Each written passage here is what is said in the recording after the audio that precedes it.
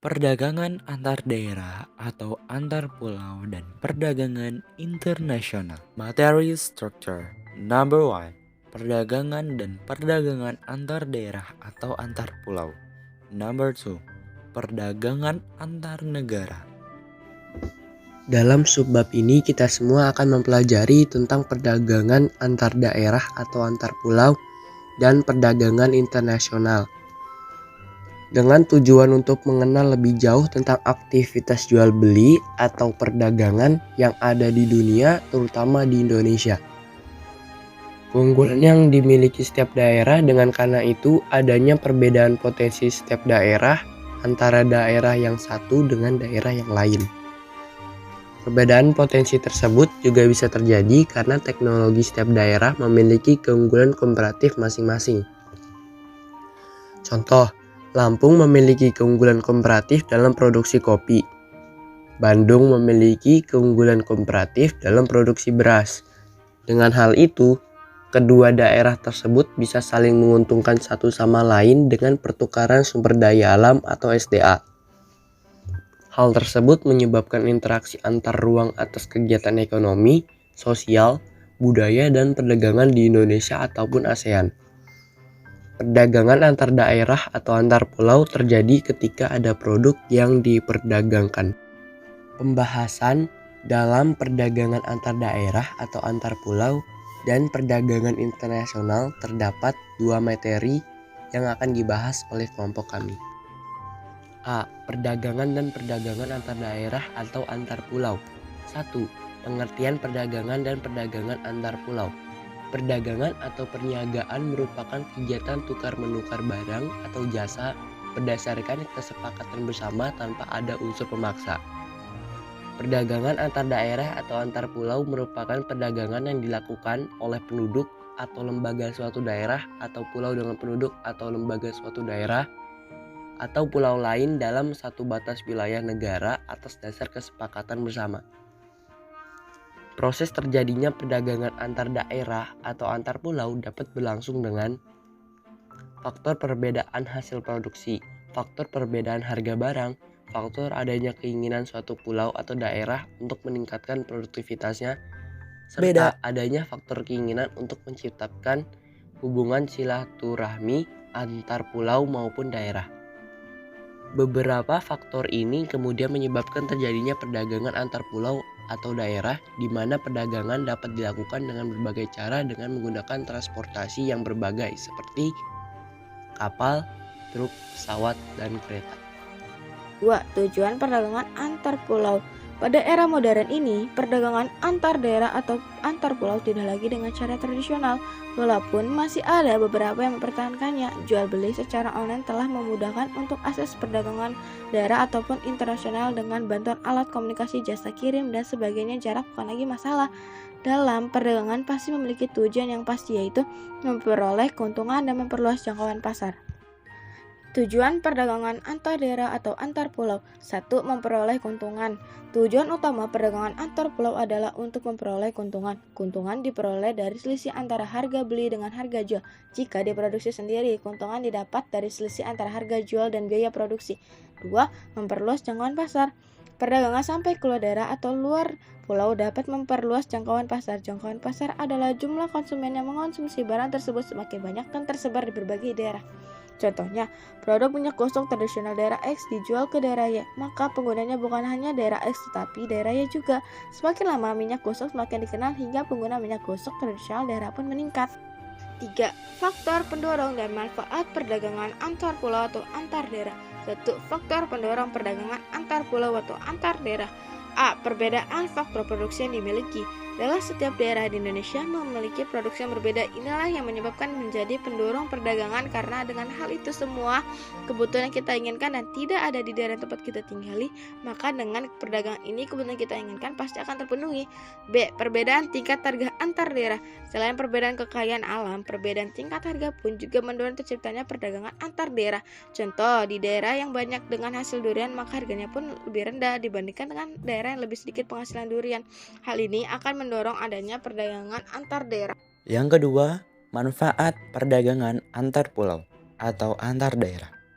Manfaat dari perdagangan antar pulau atau antar daerah antara lain adalah yang pertama, menyediakan perdagangan antar pulau atau antar daerah. Perbedaan sumber daya alam ataupun produksi lainnya antar daerah menyebabkan barang hasil produknya berbeda. Dengan perdagangan antar daerah atau antar pulau, konsumen dapat menikmati produk yang tidak diproduksi di tempat tinggalnya. Yang kedua, meningkatkan produktivitas. Pemasaran produk yang meluas menyebabkan banyaknya permintaan atau pesanan. Hal ini yang mendorong produsen untuk meningkatkan produksi, sehingga meningkatkan produktivitas. Dan yang terakhir, memperluas kesempatan kerja bagi masyarakat. Jumlah barang yang diproduksi dalam jumlah besar akan menyebabkan produsen butuh tenaga kerja tambahan, sehingga banyak lowongan kerja tambahan. Dan perdagangan lintas daerah akan memunculkan unit-unit usaha baru, seperti jasa kirim, perluasan transportasi, dan sebagainya. Wawasan bagi kita semua, perdagangan antar daerah atau antar pulau sudah dimulai sejak zaman nenek moyang kita. Di Pulau Jawa telah berkembang beberapa pusat perdagangan. Selain itu, di Indonesia bagian tengah maupun timur juga berkembang kerajaan dan pusat-pusat perdagangan. Perdagangan yang dilakukan telah meluas ke seluruh penjuru Nusantara. A. Perdagangan dan perdagangan antar daerah atau antar pulau.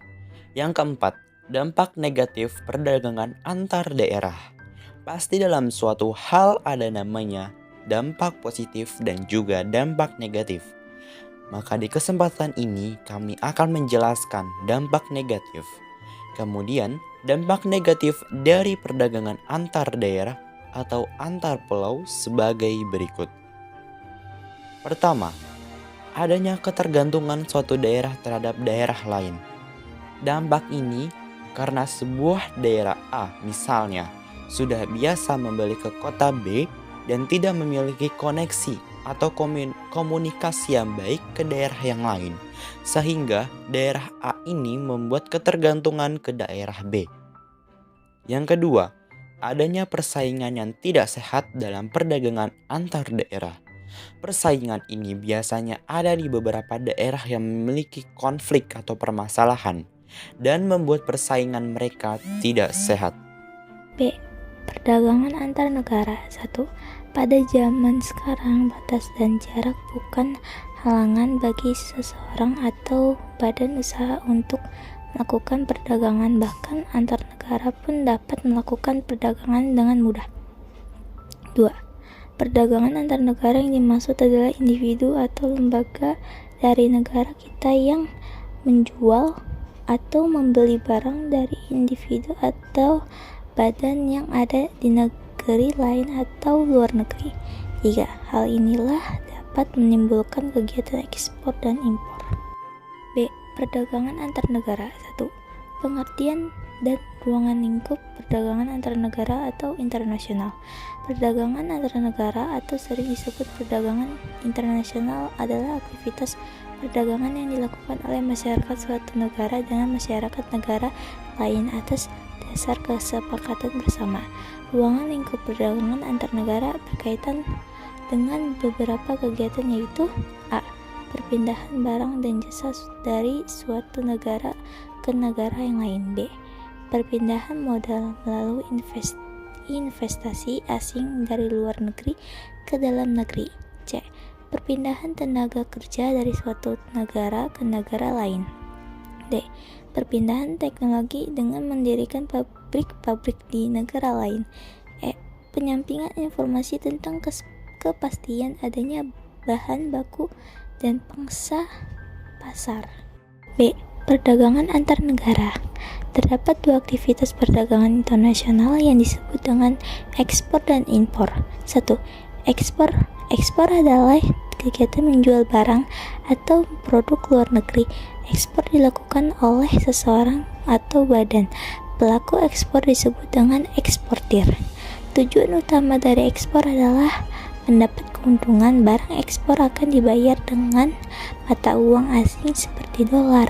yang kemudian akan ditukarkan menjadi rupiah pada bank dalam negeri dan ditampung oleh pemerintah yang disebut dalam kurung devisa negara, yang kemudian devisa negara ini akan dikumpulkan serta digunakan untuk membayar biaya impor.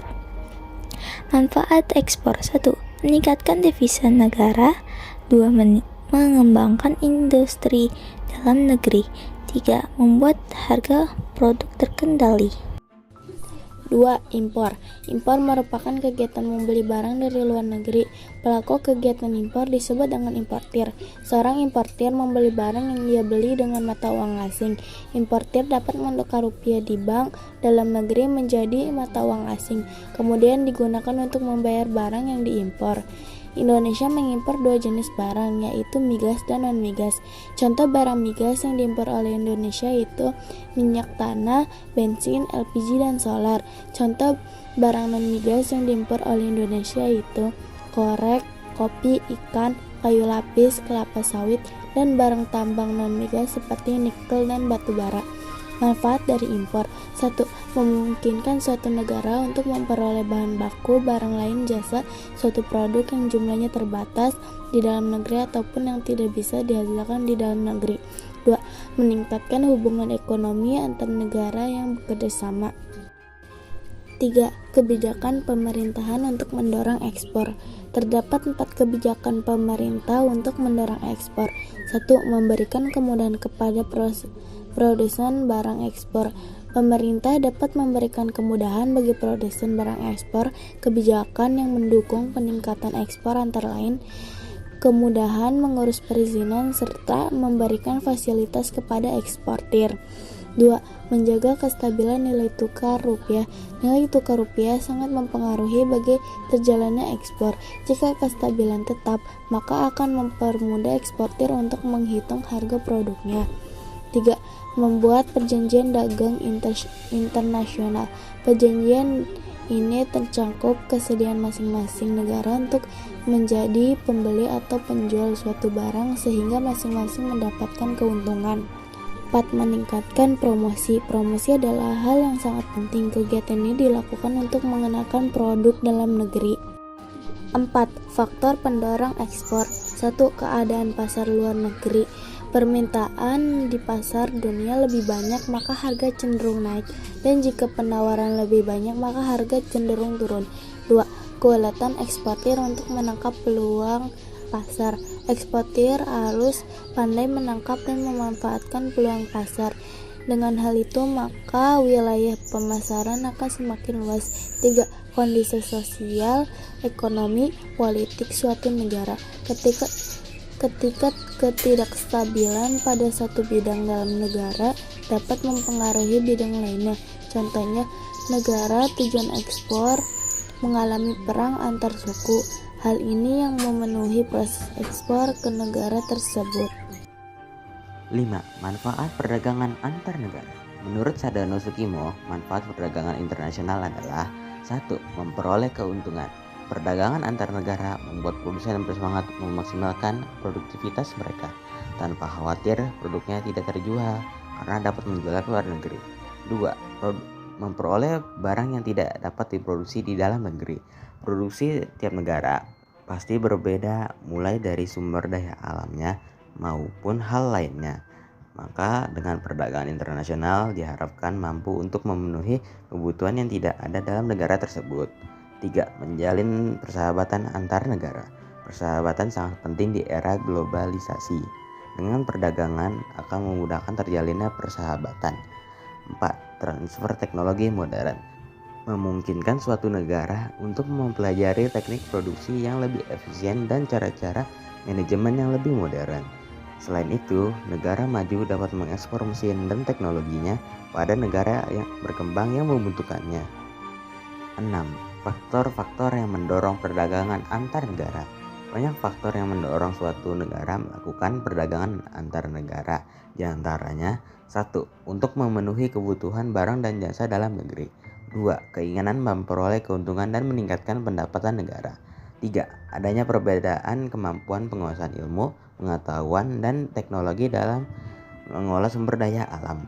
4. adanya kelebihan produk dalam negeri sehingga perlu pasar baru untuk menjual produk tersebut.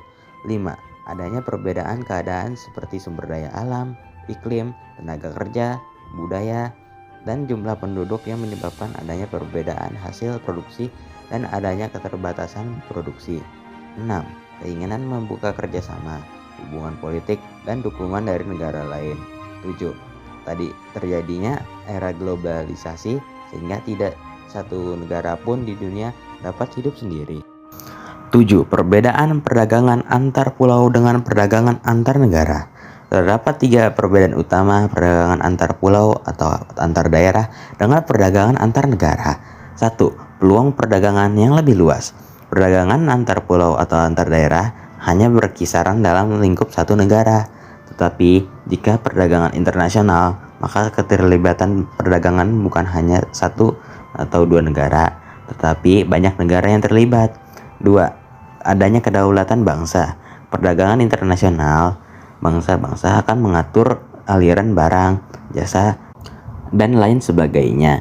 Dengan inilah mereka menunjukkan kedaulatannya di sini, sedangkan domestik berjalan bebas tanpa regulasi.